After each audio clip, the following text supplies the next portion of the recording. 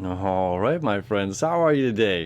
I'm back in the studio, but I've got to be honest, I'm excited to be able to look at the chart and to show you the chart and what's going on, but I've had so much fun doing the dailies out in nature that I'm going to start to continue to do those periodically throughout the week, and as well, do some down here in the studio and be able to show you the chart of what's going on.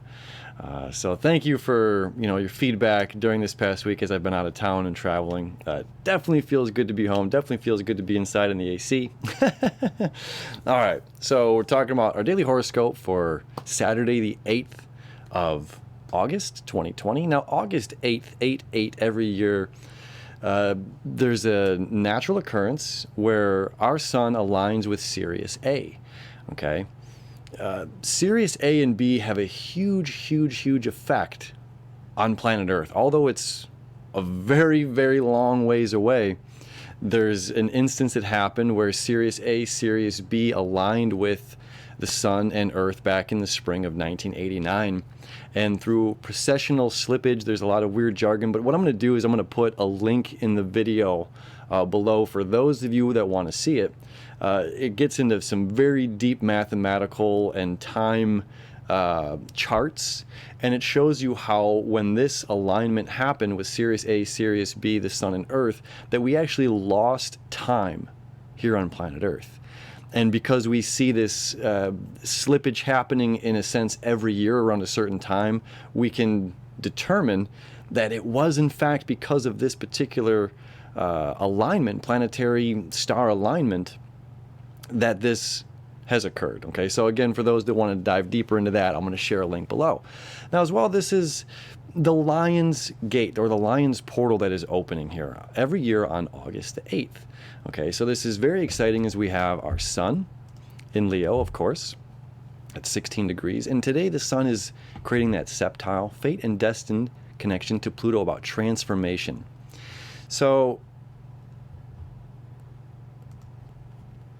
with this connection with the sun, Earth, and Sirius A, we look at it as like the veil between the spirit realm and the earthly realm are at its thinnest. Okay, so it's easy to tap into, intuitively tap into what's happening here on the higher planes of consciousness, okay, or this heavenly body and earthly body come into an alignment. So the stuff that's been happening throughout this week is a metamorphosis, a transformation, and a change from us going from defeated or depleted to empowered and powerful. Okay, so, and that's hopefully how we are starting to feel. Things should be starting to turn around, and there is plenty of things to drag our feet about. There are plenty of things in the world that we can point our finger at and be unpleased with. However, at the end of the day, we have to be pleased with ourselves, right? We have to be pleased with how we are waking up and what we are doing with our lives and how we're moving forward and going about these lives, right? About our lives. So, being our own cheerleader, being our own, coach, to get ourselves up, getting going and motivated. And the universe has our back during these times. And on this Saturday, which is really magnificent, again, it happens every year around this time, 8/8. Lion's Gate portal. Again, I'll put a link up to both of those, the processional slippage with Sirius A as well as a Lion's Gate link, or just look it up, Google it or Bing or whatever you use. This is an excellent day, with so much going on as far as releasing. This is an excellent day to continue that sense of release and empowerment of fulfillment. Okay. We're letting go of so much that does not serve us and coming into a place of power of our own, okay, and in a sense of spiritual enlightenment, and that, of course, that courageous leadership energy of the Leo, the Lion, the Sun in Leo. Okay, we have it. We have the strength. We have whatever we need, to be self-sustaining. All right. Now, Sirius A is like, 6 times brighter than our sun? Don't quote me on that. I could be wrong, but 4 times. Either way, it's crazy bright. And around this time, we're going to be able to start to see it in the night sky, which is really exciting. Okay. So again, this veil between the earthly mind and the spirit mind comes to its thinnest. So we're able to tap in and grab it. It's just like if you have something on the tip of your tongue and it's like, oh, what is that thing? And it's just like, it's out here in the ether. Okay. And because an idea exists or this concept exists within our brain, it's almost easier for other people to grab onto it. Oh, it's this, you know. Or if somebody already knows what you're about to say but watches you struggle saying it and they forget it too. You know what I'm talking about. It happens. And so we get this great intuition, this great sense of like, oh, that energy is there for me to grasp, for me to grab, to hold on to, for me to integrate, ingest into my earthly body as well as my spirit body. Okay? Now there's a couple other cool, I'm so excited to show you the chart again. Look at all these septiles. Oh my goodness. Fate, destined connections going on right here. So this, you know, Sun septile, triseptile up here to Pluto, that is definitely about our personal transformation and saying, yeah, we've got this. And we're committed to this change. We're not falling back. We're not going backward. Right? Now, Venus, this plays an important role here. Venus now in the sign of Cancer. Okay? Creating a septile to Uranus, breakthrough, change. And of course, Uranus still creating that breakthrough and change connection here. Fate and destined connection to Neptune, dreams and the non-physical world. Okay, this is the connection to the spirit world. Coming down here into Earth, breaking free of what us humans have done here, you know, and says, okay, humans, it's time to shake this cage up a bit, and you've done a good job creating this for the past 2,000 years, and now it's time to write a different story for the next 2,000 years to unfold, okay? So Uranus making the septile to Neptune, Uranus making the septile to Venus, and Venus making that biseptile to Neptune as well.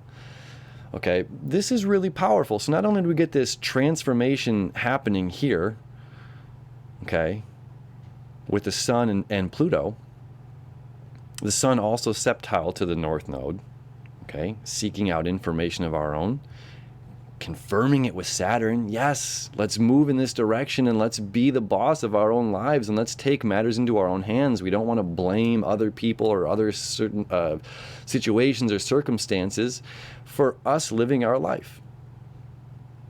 And this Venus connected to the Neptune and Uranus is again reminding us, like, it's up to us to create our own happiness. And for what reason do we choose unhappiness? For what reason do we choose to not celebrate, to hide? Okay, and of course that can be something that happens here in Cancer. Venus is everything we love, want, and desire, and when it enters the sign of Cancer, things do go hidden a little bit. But Venus does enjoy being in the sign of Cancer, as it's a emotional water sign. Okay, so it's like we're able to really see the emotions that are going on inside and find clarity to it. Uranus shaking things up and saying, where did I lose sight of what I was dreaming of? Where did I lose sight and have the outside world affect my internal love, my wants, my desires, and further my actions, although it's not making a connection to Mars, my actions and how I'm choosing to live in this life. So we have this great opportunity today to tap into the spirit realm, to tap into our highest selves, to tap into our inner child, okay, to refine the things that make us smile, that make our hearts sing, right? And to hold on to that and grasp that. And when with these connections of Pluto and Saturn, it says, yes, allow this transformation to exist, allow this healing to exist, and let's make this a part of our everyday life. And daily practice, right? And that's what those Capricorn energies all are about right now, this daily practice. You know, we're not going to slip this day, you know, and then we're going to be high and then we're going to slip and fall down again. This is saying, like, we've got to stay consistent for ourselves and for other people, right? But ultimately for ourselves. It's not a selfish thing, you know, it's not a selfish thing. We have to pour from a full cup, okay? So beautiful day to sit, to meditate, to yoga, to get out in the sun, absorbing that sweet vitamin D, tapping into the spirit realm, tapping into the collective conscious, tapping into whatever it is that makes our hearts sing and radiate and brings us full of life and joy, and moving forward in that direction and staying committed to being that and to living that life. All right.